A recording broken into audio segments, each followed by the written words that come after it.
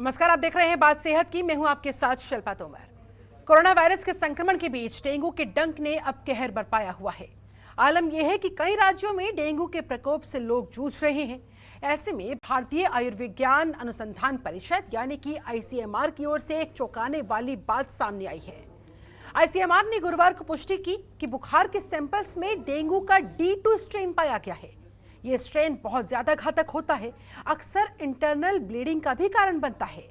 इसके अलावा ये प्लेटलेट्स काउंट को भी तेजी के साथ प्रभावित करता है, ये क्षमता है इसकी।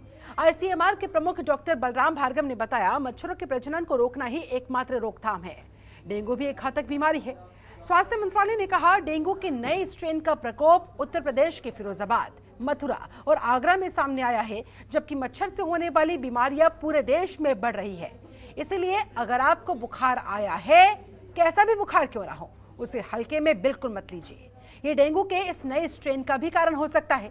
इसलिए आज हम आपको डेंगू के D2 स्ट्रेन के बारे में बताएंगे, समझाएंगे। हमारे साथ अनुभवी डॉक्टर शीतल वर्मा भी जुड़ेंगी, जो ये बताएंगी कि आखिर डेंगू के इस नए डंक से कैसे बचा जा सकता है। फिलहाल ग्राफिक्स के माध्यम से आपको बता रहे हैं, ये डेंगू का D2 स्ट्रेन है क्या।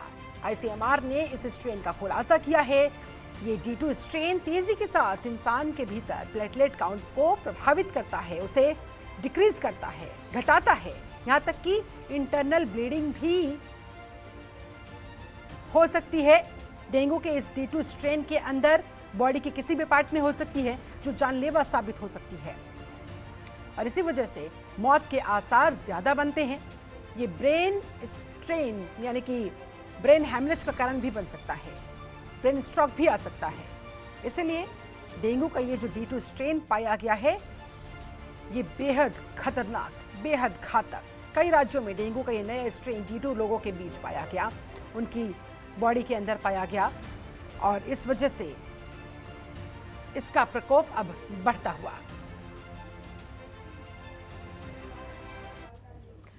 और चलिए और ज्यादा डिटेल के लिए रुख करना चाहेंगे केजीएमयू की वरिष्ठ चिकित्सक डॉक्टर शीतल वर्मा का। डॉक्टर शीतल, बहुत बहुत स्वागत करती हूं आपका इस खास चर्चा में शामिल होने के लिए। आपने समय निकाला, बहुत बहुत धन्यवाद भी और बहुत बहुत स्वागत भी। डॉक्टर शीतल, सबसे पहले आपसे मैं यही जानना चाहूंगी, डेंगू का प्रकोप जिस तरह से बढ़ता जा रहा है, D2 स्ट्रेन इसके पीछे प्रमुख कारण बताया जा रहा है। क्या है ये स्ट्रेन, कितना घातक, कैसे इस डेंगू के डंक से बचा जा सकता है? देखिए, डेंगू का जो डेंगू 2 का बात कर रही हैं, डेंगू 2 से इन्फेक्शन और एक बार 1996 में भी हुई थी। तो डेंगू हमारी कंट्री में एकदम से कोई एपिडेमिक नहीं है। ये एक इन्फेक्शन है जो हमारे कंट्री में हर वक्त रहता है और मॉनसून के बाद हम लोग देखते हैं। और इसके 4 सीरोटाइप प्रमुखता होते हैं, 1, 2, 3, 4। तो कई बार सीरोटाइप चेंज हो जाते हैं, कभी 1 प्रेवलेंस में रहता है, प्रेवलेंस कभी 2, कभी 3। तो एक बार जिस तरह से समाचार आ रहा है कि डेंगू 2 प्रेवलेंस है, तो ये हमेशा देखा गया है कि मॉनसून के बाद डेंगू मच्छर जब ज्यादा वृद्धि हो जाती है तो ये इन्फेक्शनों में देखने को मिलता है। सीरोटाइपिक और सीरोटाइपिक लेवल पर अगर बात करें तो सीरोटाइप 2 प्रेवलेंस में है इसका। तो क्या ये D2 स्ट्रेन शुरुआत से रहा है या अब डायग्नोस होने लगा है? नहीं, 1996 में जब उस वक्त एपिडेमिक फैला था, उस वक्त एंडेमिक नहीं भी था, तब डेंगू 2 से ही इन्फेक्शन हुए थे ज्यादातर। तो 2003 में जब इन्फेक्शन हुआ तो डेंगू 1 था। तो देखा जाता है कि सीरोटाइप चेंज होते रहते हैं, कभी कभी एक ही साथ 2-3 एग्जिस्ट करते हैं। तो ये हमारे विशेषज्ञों के लिए बहुत नई चीज नहीं। लेकिन इस स्ट्रेन की वजह से लोगों में कहीं ना कहीं इस समय दहशत का माहौल, लोग पैनिक में हैं। और ऐसे में लोगों को आप क्या कहना चाहेंगी, अगर लोग किसी भी तरह के बुखार की चपेट में आ रहे हैं तो उन्हें तुरंत इंस्टेंटली क्या करना चाहिए, सबसे पहला कदम क्या उठाना चाहिए? देखिए, कुछ साइंटिफिक रिसर्च है जिसके मुताबिक डेंगू 1, 2, 3, 4 में वो जो होता है थोड़ा ज्यादा, उसमें विरुलेंस थोड़ा ज्यादा पाया गया है। बट ऐसा नहीं है कि सिर्फ 2 ही है। अगर 1, 2, 3, 4 सभी में अगर सीवियर डेंगू होता है तो चिंताजनक होता है, लेकिन ज्यादातर डेंगू सीवियर नहीं होते, ज्यादातर डेंगू के केसेस माइल्ड होते हैं। तो मैं आपके चैनल के माध्यम से हमारे दर्शकों से आग्रह करूंगी कि पैनिक जैसी तो कोई स्थिति ना करें। और हमारा कंट्री पहले से ही एक कोरोना की महामारी देख ही चुका है। तो वो अपने आप को कहीं ना कहीं मैं ये आश्वासन देना चाहती हूँ कि ये इन्फेक्शन आते रहते हैं, बस इसमें लोगों के सहयोग से ही हम इस इन्फेक्शन को काबू कर सकते हैं। इसमें जैसे कि एक कहावत है कि prevention is better than cure, तो लोगों के ही द्वारा प्रिवेंशन करने पे ही हम इस बीमारी जो कि एक जो आप कह रही हैं पैनिक क्रिएट कर रहा है, इस पे काबू कर सकते हैं। जी, इसी को और ज्यादा डिटेल में हम आपसे समझना चाहेंगे डॉक्टर शीतल वर्मा कि इस प्रिवेंशन को हम कैसे फॉलो कर सकते हैं, हमें किन किन चीजों का खास ख्याल रखना होगा ताकि डेंगू का डंक हमें हमारे परिवार से कोसों दूर रहे। देखिए, डेंगू के लिए तो हमारे पास अभी कोई पूरे विश्व में कोई वैक्सीन नहीं है, और डेंगू एक औसतः एक इंसान को और जो अपने जीवन भर में किसी 4 सीरोटाइप होते हैं तो 4 बार हो सकता है। पहला इन्फेक्शन देखा गया कि डेंगू का दर्द माइल्ड होता है, लेकिन अगर मरीज को दोबारा से डेंगू होता है तो वो थोड़ा सा उसमें हम टेक्निकली हमें देखते हैं कि पेशेंट ज्यादा गंभीर अवस्था में पहुंच जाता है, क्योंकि हाइपर इन्फ्लेमेटरी सिंड्रोम की वजह से होता है। तो प्रिवेंशन के लिए बहुत छोटी छोटी चीजें हैं जो हम लोग घर में करते आए हैं। जब मानसून होता है, पानी बहुत बरस रहा होता है, तो घरों में हम ये कोशिश करें कि पानी कहीं पे भी इकट्ठा ना हो। गाँव में भी जहाँ पे नाली खोटे होते हैं या कुछ चीजों में पानी भर जाता है, तो पानी को कहीं में इकट्ठा ना होने दें। कहीं जहाँ पानी इकट्ठा हो भी रहा है वहाँ पे क्लोरिनेशन हो, पानी की टंकियां हो या म्युनिसिपल कॉर्पोरेशन जो भी देखता है, पीडब्ल्यूडी देखता है, उनके लेवल से शासन स्तर से भी पानी क्लीन सैनिटेशन की व्यवस्था की जरूरत है। और जहाँ जहाँ कंस्ट्रक्शन जहाँ पे मकान बन रहे हैं, इस तरह की कंस्ट्रक्शन वर्क चल रहा है, वहाँ पर भी पानी इकट्ठा ना हो। इस वक्त तो अगर आप डेंगू का जो मच्छर होता है, ये ऐसा नहीं है कि मलेरिया के मच्छर की तरह कि शाम को ही काटे, ये डे बाइटिंग मॉस्किटो भी होता है। तो अगर आप अपने कार्य में जा रहे हैं बाहर, तो फर्स्ट लीड की और जो भी है ये कहीं मैं भी देखी तो फर्स्ट लीड बड़ी बड़ी कर ली अपनी, तो और कोशिश करिए कि बड़ी है, पूरा आपका बॉडी कवर्ड रहे, उससे मच्छर आपको काट ना सके। नहीं तो आप जो भी है मॉस्किटो रेपेलेंट है, मैं किसका नाम नहीं लेना चाहूँ, जो भी आपको इजीली अवेलेबल हो जाते हैं, आप मॉस्किटो रेपेलेंट यूज कर सकते हैं। और खान पान पे ध्यान दें, ये छोटी छोटी चीजें कर लेंगे तो डेंगू, और अपने घर में मच्छरों को ना रहने दें। अगर आपके घर में दरवाजे हैं तो उसको जाली लगी हो, ये हम कर सकते हैं, क्योंकि हम ऐसा नहीं डेंगू आज है अगले साल नहीं आएगा। तो हम लोग अपने घरों में कोशिश करें कि जालियां हो, और घर में आप मॉस्किटो रैकेट जैसे कि और कई सारे मच्छरों को भगाने की कुछ छोटे छोटे नुस्खे होते हैं, वो सब भी आप फॉलो कर सकते हैं। और छोटे बच्चों को और बुजुर्गों को जरूर बचाएं कि उन्हें डेंगू के बाइट में इन्फेक्शन ना हो। डेंगू के बारे में कहा जाता है डॉक्टर शीतल वर्मा की लोअर पोर्शन पर मच्छर ज्यादा अटैक करता है, इज इट ट्रू और is it a myth? No, it is a myth. जो डेंगू का जो भी मच्छर होता है आपके एक्सपोज पार्ट से काटता है, तो एक्सपोज पार्ट पे जहाँ पे भी काटेगा तो आपको इन्फेक्शन हो जाएगा। ठीक है, ऐसे में और किन बातों का खास एहतियात लोगों को बरतना होगा, क्योंकि ये मौसम भी जिस तरह का है, लोग अपनी तरफ से कोशिश कर सकते हैं कि पानी का जमाव ना होने दिया जाए, लेकिन बारिश भी जिस तरह से हो रही है, कई जगह तो बाढ़ की स्थिति तक उत्पन्न हो चुकी है ज़बरदस्त बारिश की वजह से। तो कहाँ कहाँ कैसे कैसे लोगों को ध्यान देना चाहिए कि पानी बिल्कुल भी एकत्रित ना होने पाए, ताकि डेंगू का मच्छर उस पानी में उत्पन्न ही ना होने पाए। और एक और बात जरा लोगों को बता दीजिए कि स्वच्छ पानी में भी डेंगू का जो मच्छर है, उसका जो लार्वा है, वो उत्पन्न हो सकता है। बिल्कुल सही बात है, स्वच्छ पानी में भी डेंगू का लार्वा जो है डेवलप कर सकता है। तो जो भी हम पानी स्टोर करते हैं अपने घरों में, तो उसको हम कवर्ड रख सकते हैं। और अब वो जैसे मैंने बताया कि स्विमिंग पूल है या बाहर जहाँ पे, ताकि वाटर क्लोरिनेटेड कर दिए जाएं। अगर आपने क्लोरिनेशन कर दिया है तो वाटर वहाँ पे फिर लार्वा डेवलप नहीं होते हैं। कई बार हम एक लार्विसाइडल भी यूज करते हैं, और जो एडल्ट मॉस्किटो है लार्वा दोनों के लिए हमारे पास कीटनाशक अवेलेबल होते हैं, हम घरों में भी उसको इस्तेमाल कर सकते हैं। और फॉगिंग सरकार द्वारा हमने देखा है कि कई बार कराई जाती है, तो फॉगिंग का बहुत बड़ा रोल होता है। आप अपने अगर आप उसके जहाँ पे प्रबंधन है, अधिकारी है, उनसे अनुरोध कर सकते हैं।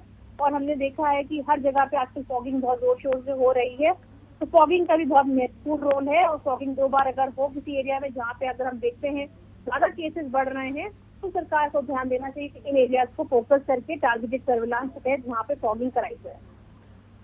ऐसे में डॉक्टर शीतल वर्मा, कौन से मच्छर के काटने से डेंगू बुखार होता है, जरा वो लोगों को बताएं। और डेंगू के मच्छर के काटने के कितनी देर बाद सिम्टम्स दिखने शुरू हो जाते हैं, बुखार आना शुरू हो जाता है? देखिए, मलेरिया डेंगू के लिए एडीज एजिप्टाई एक मॉस्किटो होता है, उसको हम लोग कई बार टाइफस मॉस्किटो भी कहते हैं। ये चित्तीदार मच्छर होता है, अगर आप ध्यान से देखेंगे। और तो उससे ये मच्छर उस मच्छर के काटने से होता है, तो ये डे बाइटिंग मॉस्किटो भी होता है। तो मच्छर का काटने के औसतन 5 से 6 दिन, कभी कभी कुछ लोगों में 7, 8, 10 दिन, 10 दिन लग जाता है। इंक्यूबेशन पीरियड अगर आप मानिए तो 4 से 10 दिन के भीतर कभी भी इन्फेक्शन हो सकता है। ठीक है, ऐसे में हर हाल में हमें इस इन्फेक्शन से अपने आप को प्रिवेंट करके रखना होगा, अपनी फैमिली को प्रिवेंट करके रखना होगा। फुल स्लीव्स हमें कपड़े पहनने चाहिए ताकि कम से कम एक्सपोजर हमारी बॉडी का अवेलेबल हो, ताकि मच्छर हमें काटने ना पाए। चलिए, आप डॉक्टर शीतल वर्मा हमारे साथ बने रहे। फिलहाल हमें रुकना होगा यहाँ पर एक बहुत छोटे से ब्रेक के लिए। फिलहाल वक्त ब्रेक का, लौटेंगे जल्द। ब्रेक के बाद बहुत स्वागत है आपका। बात सेहत की में आज चर्चा हो रही है डेंगू के डंक पर, डेंगू के कहर पर, और हमारे साथ केजीएमयू की वरिष्ठ चिकित्सक डॉक्टर शीतल वर्मा लगातार जुड़ी हुई है। एक बार फिर से डॉक्टर शीतल वर्मा का रुख करते हुए, डॉक्टर शीतल, अब आपसे जानना चाहेंगे डेंगू कितने प्रकार का होता है? देखिए, डेंगू जो है ये आमतः पे 4 प्रकार का होता है। डेंगू 1, डेंगू 2, डेंगू 3 और डेंगू 4। और हमारे देश में ज्यादातर देखा गया है कि डेंगू 3 ज्यादा देखा जाता है, पर 2 भी बीच बीच में 2 के भी वेव्स आते रहते हैं। और ऐसे में अगर किसी को बुखार आता है तो वो कैसे पहचाने कि उसे मलेरिया हुआ है, उसे डेंगू हुआ है, या कहीं वो कोरोना की चपेट में तो नहीं आ गया है, क्योंकि कोरोना की तीसरी लहर की आशंकाएं भी तेज हैं। ऐसे में क्या कहना चाहेंगे आप लोगों को, कैसे वो डिफरेंशिएट करें? जी, आपने बहुत ही महत्वपूर्ण सवाल पूछा है कि आजकल लोगों को बुखार होता है तो एकदम से लोग सोचते हैं मुझे डेंगू हो गया है। बिल्कुल, मैं ये बताना चाहूंगी कि आपके सिम्टम्स जिस हिसाब से हैं, अगर आप गले में खराश हो रही है ज्यादातर और आपको जुकाम हो रहा है, तो ये डेंगू का लक्षण नहीं है। ज्यादातर हो सकता है आपको सीजनल फ्लू इस वक्त फैला हुआ है। मॉनसून के बाद बहुत तरीके के बुखार आपको देखने को मिलते हैं। हो सकता है किसी मरीज को टाइफॉइड हो गया हो, या किसी मरीज को मलेरिया हो गया हो। अगर हम डेंगू की बात करें तो डेंगू के जो मरीज होते हैं इनमें फीवर जो होता है, बहुत ज्यादा तापमान बढ़ जाता है शरीर का। साथ ही साथ मरीज जो होता है वो सर दर्द की शिकायत करता है, और उसके बहुत ज्यादा बदन में ऐंठन, बदन में दर्द, इवन आपकी जो पेशेंट के जॉइंट्स होते हैं उसमें भी बहुत दर्द होता है। और जो वार्निंग सिग्नल्स हम जो कहते हैं वो होता है कि शरीर पे छोटे छोटे लाल लाल अगर चकत्ते दिखते हैं तो इसका मतलब होता है कि प्लेटलेट कम हो रहे हैं, वो वार्निंग साइंस होता है। और अगर किसी को बहुत ज्यादा उल्टी आ रही है, बुखार नहीं उतर रहा है, तो बिल्कुल डॉक्टर को दिखाएं अपने पास से ही, और सारी इन्वेस्टिगेशन करा लें कहीं आपका प्लेटलेट काउंट कम तो नहीं हो रहा है। और मलेरिया के लिए रैपिड कार्ड टेस्ट और टाइफॉइड के लिए टेस्ट करा के देखने करके टेस्ट कि कहीं हमें कोई और इन्फेक्शन तो नहीं है साथ ही साथ, ताकि सही तरीके से इलाज हो सके। यानी कि तुरंत डॉक्टर से कंसल्ट किया जाना चाहिए, खुद से अपने डॉक्टर ना बने, कहीं लेने के देने ना पड़ जाए। बिल्कुल बिल्कुल, अपने से कोई भी इलाज नहीं करना है। आइबुप्रोफेन जैसी दवाइयाँ फुल सेल्फ मेडिकेशन नहीं करना है, क्योंकि वो बहुत ही ज्यादा घातक हो सकता है। कोई भी एंटीबायोटिक का सेवन भी बिना डॉक्टर के परामर्श के नहीं करना चाहिए। इस सीजन में अगर हाई ग्रेड फीवर है तो डॉक्टर को दिखाएं और तभी अपना इलाज करें। ठीक है, ऐसे में डॉक्टर शीतल वर्मा, अब जरा प्लेटलेट्स काउंट्स के ऊपर चर्चा करते हैं, क्योंकि सीधा सीधा कनेक्शन यहाँ पर प्लेटलेट काउंट्स का डेंगू से माना जाता है। तो प्लेटलेट काउंट्स का डिक्रीज होना ये कैसे फिर फैटल भी साबित हो सकता है, घातक भी, जानलेवा भी साबित हो सकता है, और लोगों को इस मामले में किस तरह से सतर्कता बरतनी होगी, कैसे अपने प्लेटलेट काउंट्स के बारे में पता रखना होगा, ताकि अगर वो तेजी के साथ कम हो रही है तो इससे पहले कि जानलेवा हो तुरंत डॉक्टर के पास जाकर ट्रीटमेंट शुरू किया जा सके। देखिए, ये बहुत ही साधारण तरह से पता चल सकता है। डेंगू का जो बुखार होता है उसमें आपका WBC काउंट और प्लेटलेट काउंट दोनों ही कम हो जाता है। बट अगर मरीज का जब बहुत ज्यादा कम हो जाता है तभी खतरनाक होता है। अगर किसी का 1.5 लाख हो गया, 1 लाख हो गया, तो कोई गंभीर चिंता की आवश्यकता नहीं है। लेकिन आप जब अपने चिकित्सक को दिखाएंगे तो वो बिल्कुल आपका बेसलाइन इन्वेस्टिगेशन करते हैं, जिसमें वो आपका प्लेटलेट देखते हैं। तो आप डेली सिम्टम के हिसाब से, मरीज के बुखार के हिसाब से एक डॉक्टर आपको बता सकता है कब कब आपको प्लेटलेट की जांच करानी है। और अगर प्लेटलेट बहुत ज्यादा कम हो जाता है तो ब्लीडिंग टेंडेंसीज हो जाती है, जैसे कि नाक से खून आना, या जी। फिर आपको पेटिकीज जिसको हम लोग कहते हैं, पूरे शरीर पे कट्टे पड़ जाना, या मुंह से खून आना, या कभी कभी अंदर भी हैमरेज हो जाता है। तो इस तरीके की वार्निंग सिम्टम्स डॉक्टर आपको पहले ही आगाह कर देता है, क्योंकि बहुत ही कम परसेंट, और या आप कह सकते हैं 1 से 2% डेंगू केसेस में, और या उससे भी कम में ही दिखता है।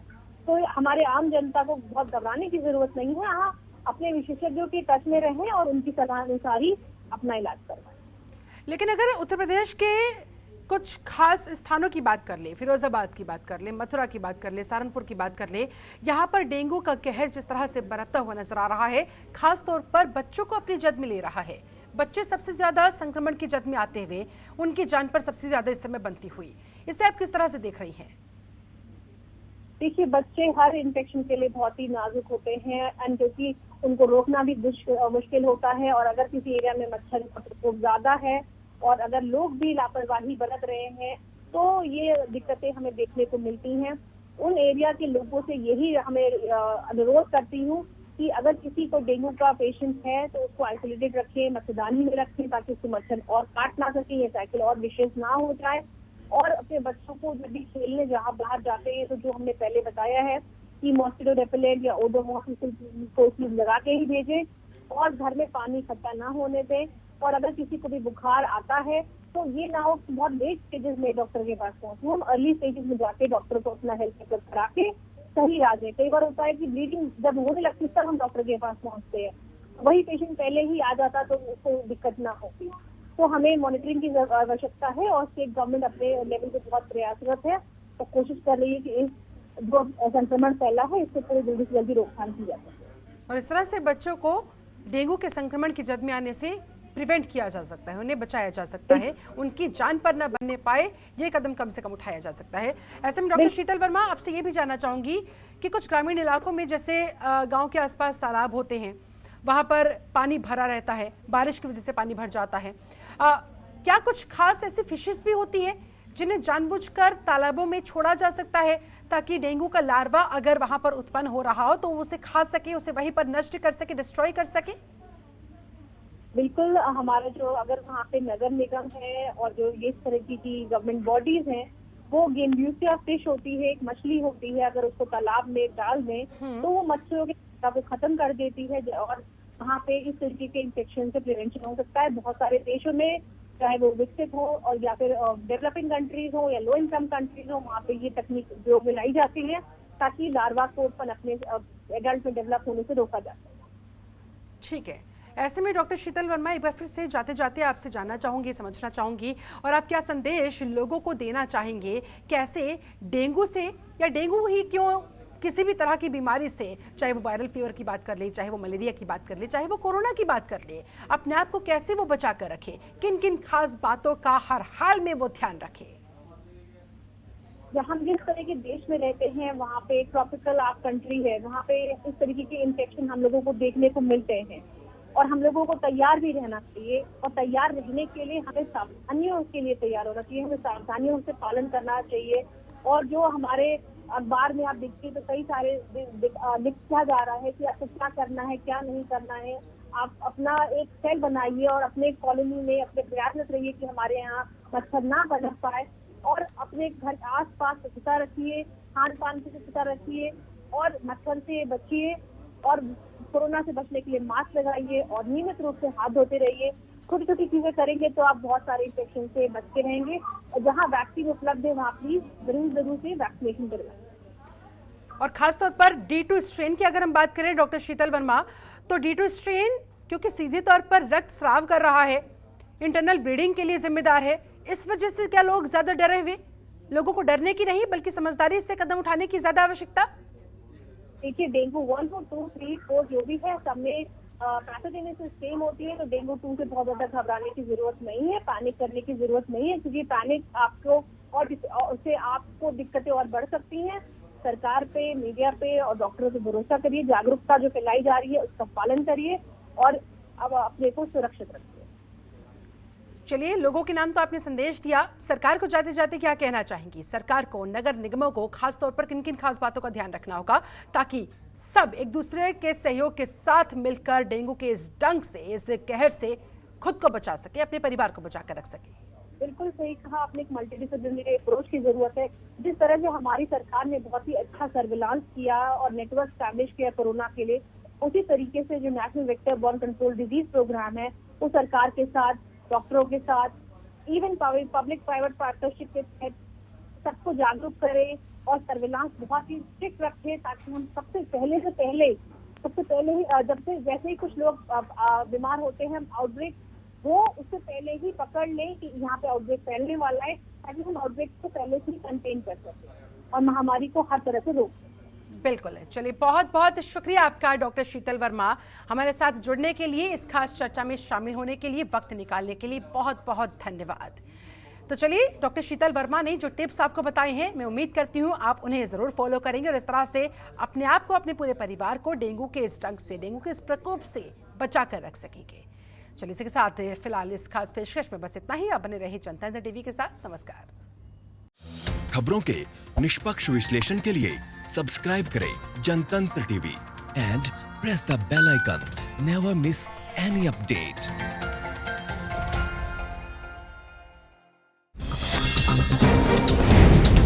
डाउनलोड कीजिए जनतंत्र टीवी ऐप को, जो कि अवेलेबल है गूगल प्ले और ऐप स्टोर पर। अधिक जानकारी के लिए अभी डाउनलोड करें।